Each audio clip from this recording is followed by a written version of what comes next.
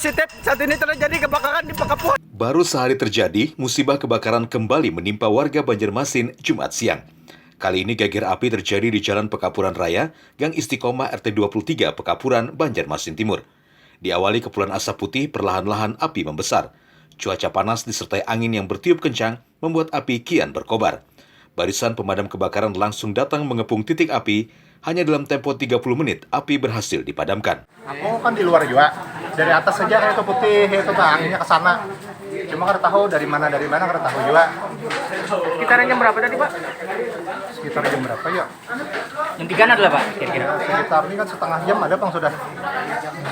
Posisi Ya. api langsung besar kah atau asap? Ada asap aja, asap putih. Dari bagian mana, Pak? Pokoknya dari bagian atas, belakang nih nah. Tapi angin pula kencang. Angin kencang nggak Pak? Angin kencang, angin arah keluar. Ya kalau arah ke belakang kan padat nih. Ini rumah termasuk gudang nggak, Pak? Ini rumah aja bang. Rumah aja.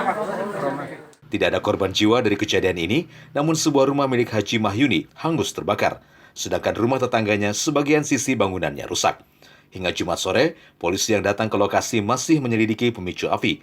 Kejadian ini merupakan kebakaran yang kelima kalinya terjadi di Banjarmasin dalam sebulan terakhir.